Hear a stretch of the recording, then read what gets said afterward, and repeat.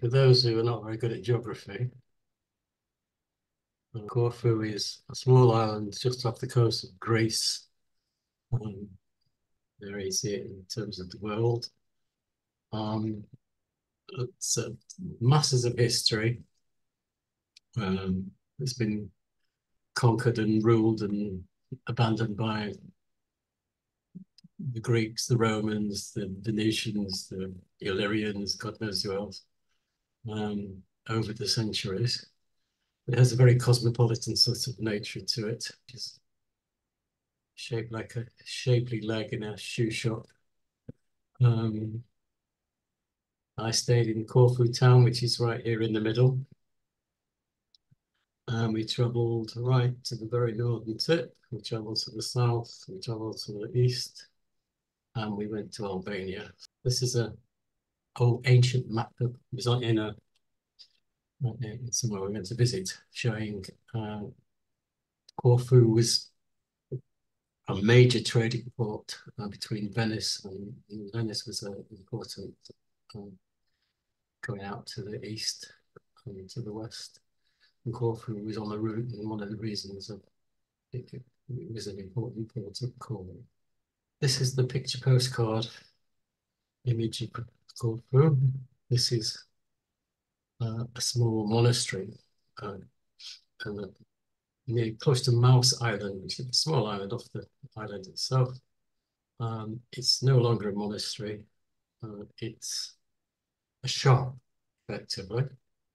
So you go in and you can buy all kinds of Greek artifacts. What else?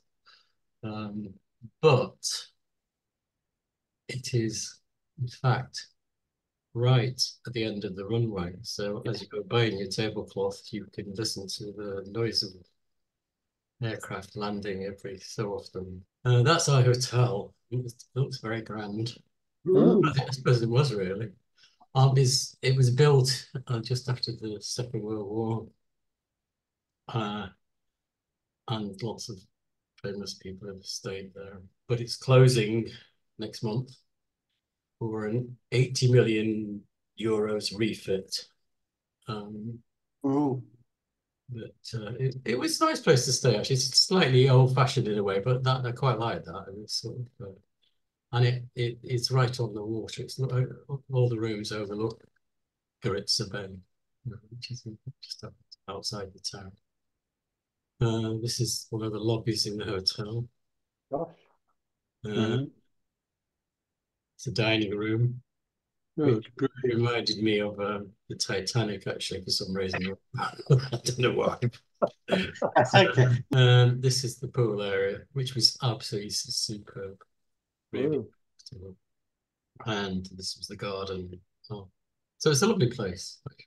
And that was the early morning view up from the balcony looking out into Goritza Bay.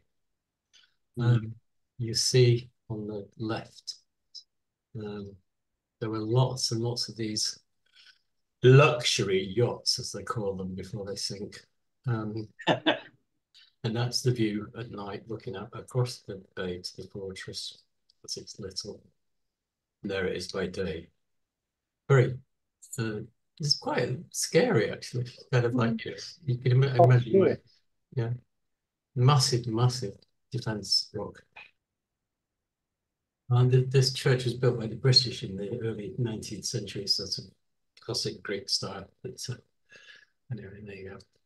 And that's one of the entrances to the fortress, going out to sea. This is the inside of that church I was just talking about. This is in the old town. Steps up to this other church here at the top, which is also now a museum. This is a view from the monastery looking across towards the hills in the back, the mazy hills in the background of the coast of Albania. So you see how close Albania is to Corfu. One day we were completely washed out, but the rest of the time it was very pleasant. The first week it was in the low 30s, I should say, 34 at the hottest point. So there were times when you were seeking shade, but it was it's lovely. I really enjoyed it. We had one accident while we were there. Um, Oh, Viticulture, well, there's some lovely museums in Corfu town. This surprisingly museum of Asian art was absolutely stunning. The exhibits they had. I mean, there were millions of them. I've only taken a few. This was the Japanese kimono type designs from the 18th century, I think. And this was the museum was housed in, I think, what must have been some kind of governor's mansion. Um, look at that floor. it was just so stunning Mhm. that the building itself, the exhibit on view. Okay, then we went off to what is supposedly and probably is the prettiest part of the island. It's a place called Palaeokastritsa on the east coast. Um, Not much of a beach. It has uh, lovely clear water, um, and there's a lot of people. You can take a boat out and go. There's lots of coves and things around the coast, and it's kind of rugged, but it's very pretty. This is the Empress Sissi, portrait thereof. Apparently, she's one of the great beauties of our day. And this is my grandma Sissy, who was came Oh, that's lovely. uh, and this is the house itself is closed off because it apparently it's crumbling and they're restoring at the moment. But this is a picture on the outside of it showing the staircase and the internal faffings of it all. It all looks a bit fancy. And it struck me when we got back to the hotel that our hotel was perhaps designed along similar lines, but there you go. This is a place called Monrepo, which is the humble birthplace of Prince Philip, Duke of Edinburgh. Oh, Doesn't look that humble to me, but there you go. This is one of the internal rooms which, you know, they struggled along in the 19th. This is the synagogue mm. in Corfu town. This picture of it. This gentleman here on the right told us all about it. I'm very proud of it. Still used as a synagogue on occasions, I believe, or on sort of particular Mhm. festival days, anyway. But he told us about the Germans. There was a Jewish community of about 2,000 people in Corfu town, and they were all rounded up and sent off to Auschwitz and Birkenau in 1943. And there is a rather moving statue just down the road from there, which he directed us to. Never again for any nation, dedicated to the memory of the 2,000 Jews of Corfu who perished in Nazi concentration camps in Auschwitz and Birkenau in June 1944 by the municipality and the Jewish community of Corfu in November 2001. And the island was liberated by the British at the end of the Second World War. Um, and there is a very strong pro-British feeling still. Um, and there's a sort of English feel about it in a way.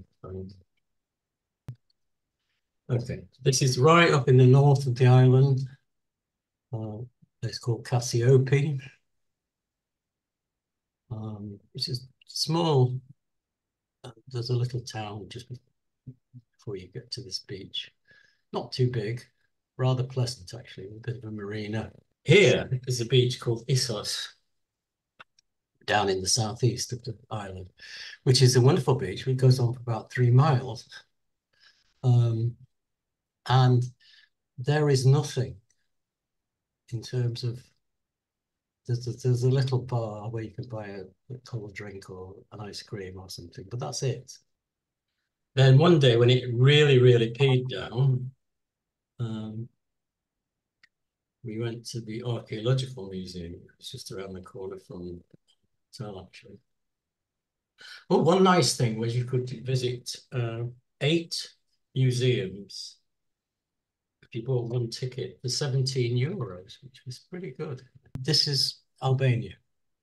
Oh. This is an excavation called Butrint, which goes back to the Greeks and then the Romans and then the Ottomans. All have had a go at this. It was buried under soil and sand until 1950s, and it's been slowly excavated. Quite fascinating. Huge town, really, with all the kind of, baths and shops and battlements and all the rest of it. And there's the amphitheatre, which has been recently restored. And this is the old temple, and this is the lake behind it. So it's actually, this is, the backdrop to the whole thing is really awesome.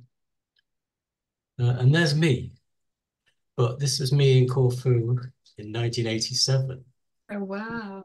It's me in Corfu in 2024, which is very telling. So just to show the difference. But I was having a little nap there. But ode to Corfu: castles and fortresses, monasteries and monks, vespers and taxis, bikinis and trunks, noisy tavernas, some quieter spots, beautiful restaurants, twixt bars selling shots, feral cats by the dozen, a hedgehog a stoat, seabirds and pigeons, an occasional goat. Traffic a nightmare, all stops and starts, unlike my last visit. No donkeys and carts. Hotel splendid, everything deluxe, food quite amazing, many thanks to the cooks. Precarious villages perched up on high, perilous road bends, an ever-changing sky. A smattering of beggars, a plethora of yachts, exemplifying the chasm between the haves and have-nots. Pine forests and beaches, and shingle and sand, away from the crowd, nature's bounty on hand. Road signs, amazing, my brain's on the blink. That Euclidean alphabet sure makes you. So farewell, Kokira, blue skies, turquoise sea, the end of an idiom. No, it's all great to me. I feel refreshed. Oh, absolutely. Yeah, raring to go now. Yeah. No, Battery seriously. recharged and all the rest of it. Yeah.